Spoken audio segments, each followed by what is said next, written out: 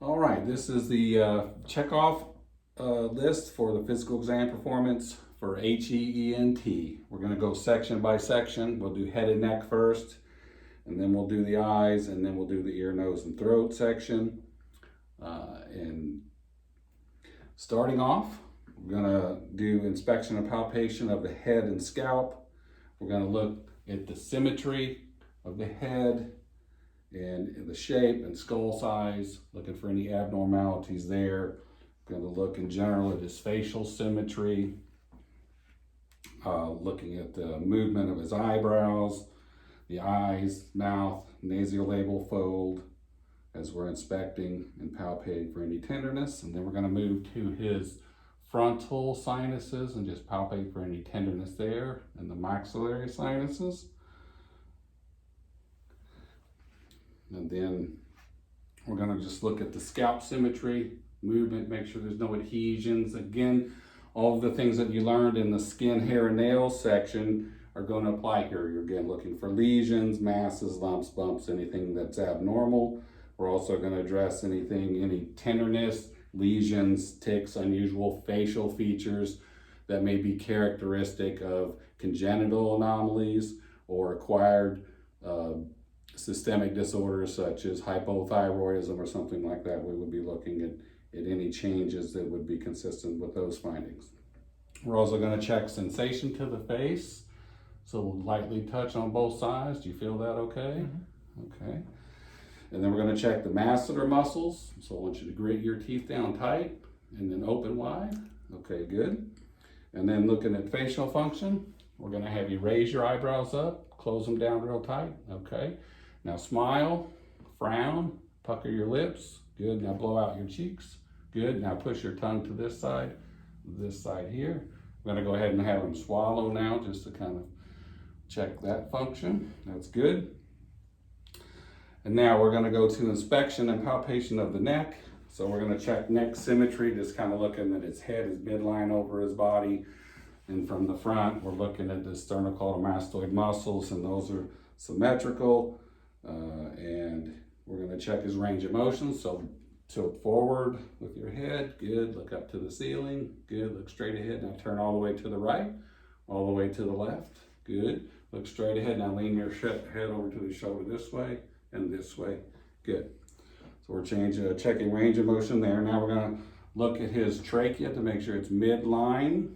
We're going to observe it. There's no tugging, no masses, no tenderness. And then we're going to check his thyroid. We're going to start, remember, we're going to have him turn his head in and down, and I'm going to pull that sternocleidomastoid muscle out of the way and have him swallow. And I'm just feeling for that thyroid, any enlargement there. We would do that on both sides. And then also in the middle, we're feeling for the isthmus right here. Just swallow once again. Okay, good. All right, and then there's no asymmetry between the lobes.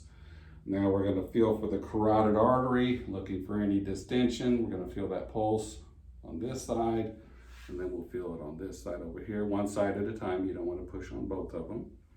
And we'll listen for bruise there in just a little bit. And we're going to check the anterior and posterior triangle, again for the lymph nodes, just like we did on skin and lymph section. So that anterior triangle, any nodules, any lesions, anything like that. And then the posterior triangle, again, the occipital lobe area, just checking again for any enlarged lymph nodes or any other abnormalities there. We're going to check auscultation, and we're going to listen in his temple for temporal artery bruise. And we'll have him close his eye. We're going to listen over the eye for cerebral artery bruise. We're going to listen once again over the thyroid area for any bruise there. And then we're going to listen for carotid bruise here. Going to hold your breath. And we listen and take a breath. And right here, hold your breath. Once again, we're going to listen for any bruise there. And then lastly, we're going to palpate the temporal mandibular joint for crepitus and popping, open and close very gently. No tenderness or pain there. Good. Okay, and that is the head and neck section. Going to move on to eyes. All right, now we're going to move on to the eyes. We're going to start with inspection and palpation of the eyes. We're going to just observe to see if there's any abnormal movements, nystagmus or strabismus of the eye. We're going to look at the pupillar condition and response to light and accommodation. So this is concentric light reflex. We're going to take our light and I'm going to pass it over the eye, and I'm going to look at the pupil. It should constrict, and then I look at the opposite pupil again, and that should constrict. Both pupils should be relatively even sized, and then I'm going to go to the other side and I'm going to check that pupillar reflex, and then again check this eye over here, and then I'm going to check for accommodation. So I'm going to have him focus his eyes on this, and then I'm going to bring it in. I'm going to watch that eye come over and watch it in, and I'm going to watch his lens constrict and dilate to focus from far distance to near distance. That's what I'm observing, and that's accommodation. So then we're going to palpate his lacrimal glands. So we're going to feel up here just for any swelling. Usually you can't palpate them, but they're right up in here. And if they're swollen or obstructed, they may be enlarged. And the same thing with the inner canthus there, just kind of palpating to see if there's any obstruction or drainage from the lacrimal system. Then we're going to just overall inspect the orbital area for any edema, sagging of the eyes, ptosis, tremors, flakiness, and the eyelids, the eyelashes themselves. Looking again at symmetry, color, the color of his iris. And then we're going to check the corneal clarity. So you can use that with some tangential lighting. I'm going to have his eye open a little further here like this, and just kind of use that tangential lighting to make sure that there's no ulcerations or abrasions, any foreign bodies. And so I can just pull his lower lids down and look, make sure that the sclera looks nice and pink. If it's pale, that could be a sign of anemia. If I'm suspicious that there's a foreign body, I will have to evert the upper lid. So he's not going to like this much, but I'm going to do it anyway. So I'll just push this Q-tip down over there, and you can kind of see how I have that everted. And I'll take that out. Let's be gentle when you do that. That can be a little uncomfortable, but that's the technique. You just pull the eyelash out and put that down behind there, and that will evert that eyelid very easily. And then you can look again. You can just kind of open his eye, look down, look over towards me there, and I'm also just kind of inspecting for any possible foreign body that might be in there. So I'm going to have him close his eyes. I'm going to feel for intraocular pressure.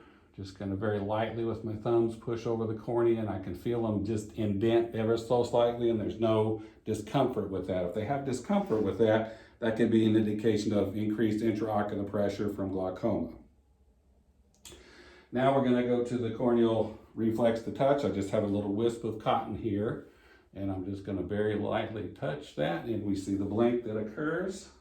So that's intact. And now we're going to check his visual fields. So there's a confrontation test, which I would be facing him directly, and I would have my hand exactly in the plane between me and him moving it.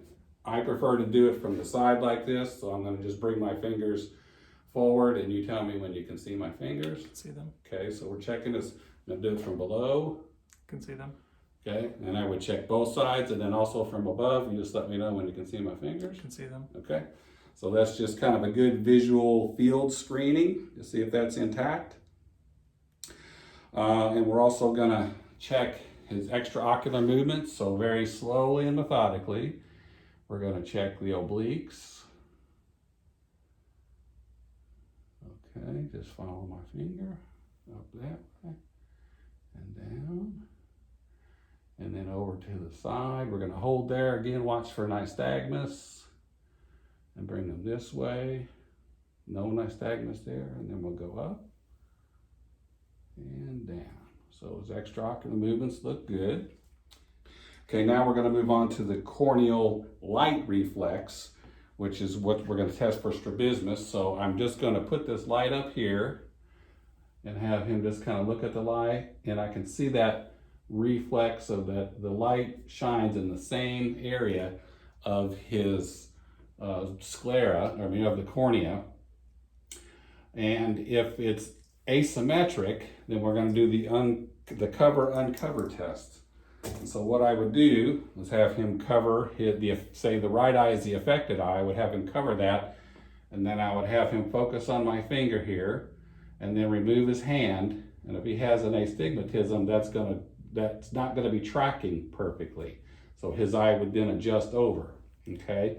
And then I would reverse the thing. If this is the normal eye, I would have him cover that and focus his bad eye on that, and then uncover his eye and notice that it's already tracked to there. So that's determining for an astigmatism where you have some muscle weakness or paralysis where both the eyes are not tracking symmetrically. Okay, then we're going to move on to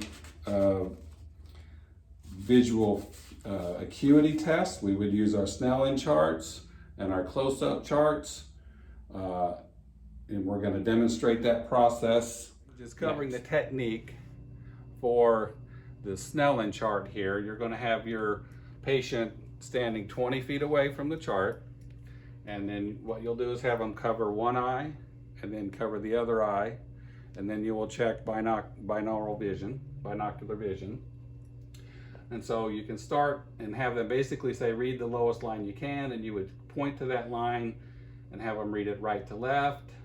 Then you switch eyes and then read it left to right. And basically just go down a line, and if they can't read it, you may have to come up one line. But you can see that 20/20 would be right here, and they should be able to read most of those letters in that line. And again, cover one eye, cover the other eye, and then check it with both. And if they wear glasses, you would check their corrected vision, with and without. If they have contacts and they can't take them out, you would just mark it as corrected and make sure that they're at least corrected to reasonable 20/20 or 20/25 vision. So now we're going to move on to the fundoscopic exam.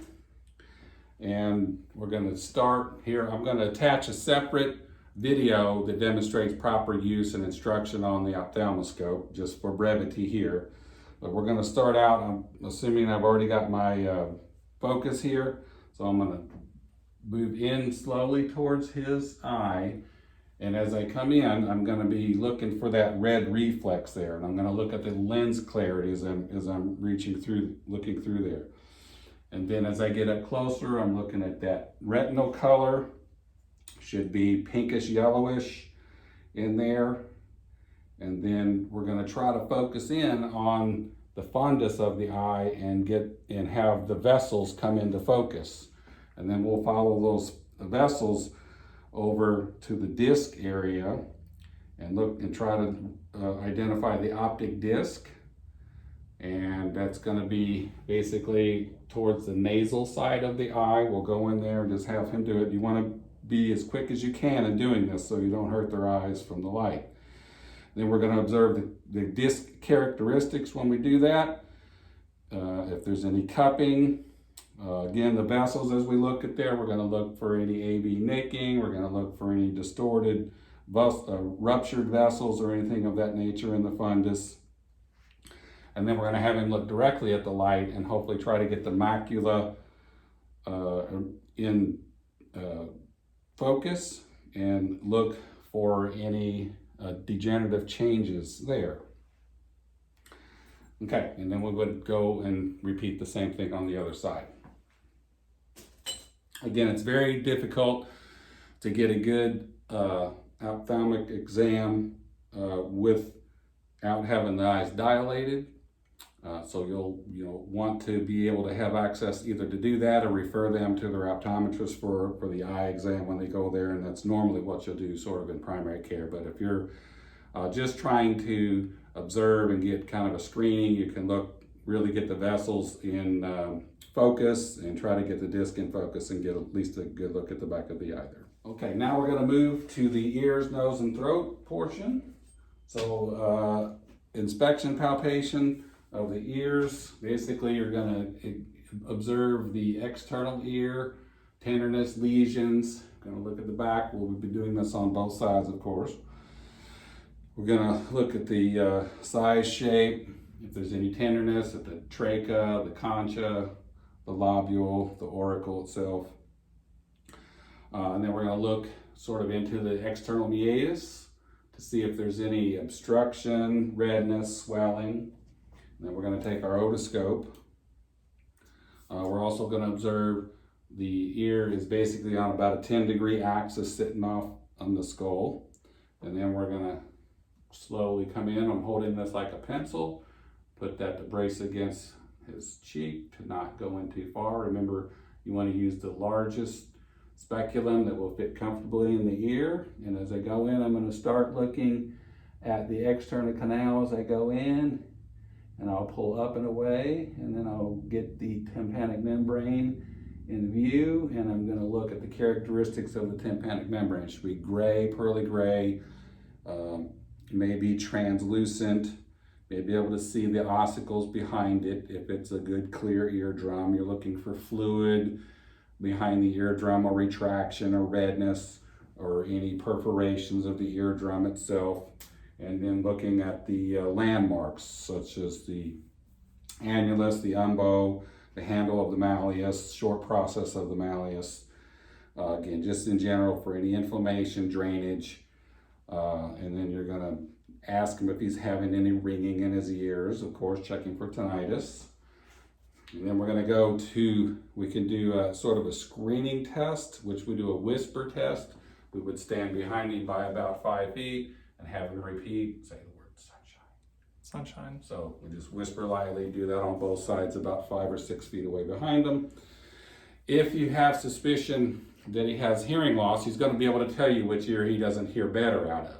So what we wanna be able to do is determine if the hearing loss is sensory neural or nerve related or conductive. So we'll do the Weber test, in which we put this tuning fork midline on the skull, and I'm gonna assume that his right ear is the bad ear. I'm going to flick it. I'm holding on to the stem of the fork, and I'm gonna flick it good and place it right there. Now, under normal circumstances, he's going to hear that equally on both sides. If he has a sensory neural hearing loss, then that's gonna lateralize to the good ear. So if his right ear is bad, he's gonna hear it on the left ear if he has sensory neural hearing loss. If he has a conductive loss, either wax occlusion, middle ear fluid, otosclerosis, anything where he's going to lose that air conduction because of the middle ear, then it's going to lateralize to the good ear. So he would, if I did this and he had a conductive loss in his right ear, he would hear it louder on this side. And so that's the Weber test. And then when you want to test air conduction versus bone conduction on each ear, you do the Rene test. And you're going to start out by, again, holding the stem.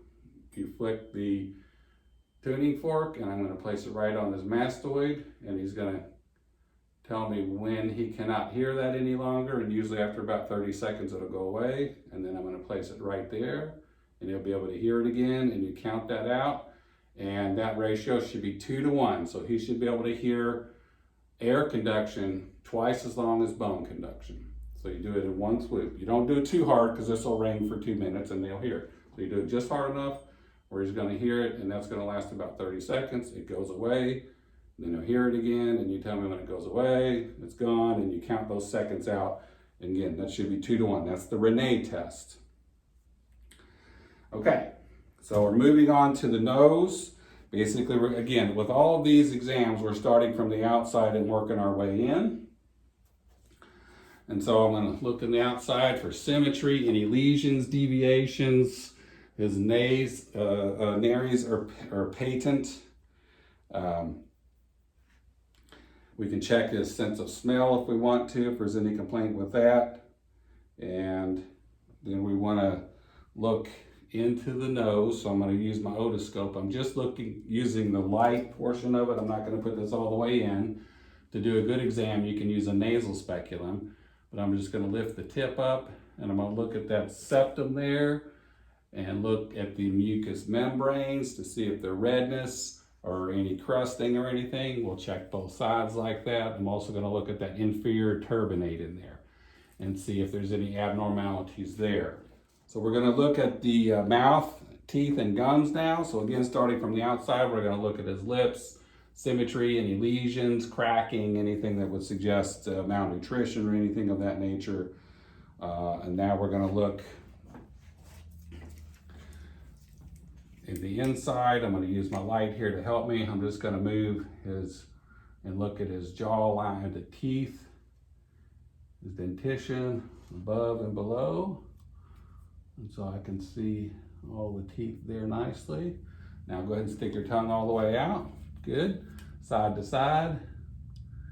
Good. And if I want to look at the posterior aspect of the tongue, I would have a sponge and I would take his tongue and actually pull it out and look at the sides on both sides of it in the posterior aspect. Now I'm going to have him open real wide and I'm going to just use the tongue blade to push down, say, ah. Ah. And that way I can see his uvulas midline, his tonsils are not swollen, there's no erythema. We're looking for, again, swelling, exudates, anything of that nature. The mucosa inside the mouth looks good. The hard palate is normal. There's no petechiae there. And then I'm going to have him open again and lift your tongue up. And I'm going to look at the Wharton's ducts down here. I'm going to use my gloved hand to feel in the base of the mouth there. I don't feel any lesions.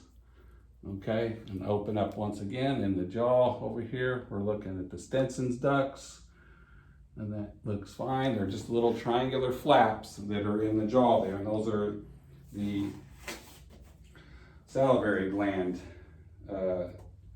fluid excretion areas. Okay. Then I'm going to have him, we're going to look for any malocclusion, so smile and bring your teeth together. Good, so there's no overbite, underbite. There's no crossbite malocclusions. Getting open and closed, very good. It's good alignment and no wearing and tearing on the teeth. Okay, that completes the ear, nose, and throat, head and neck check-off exam.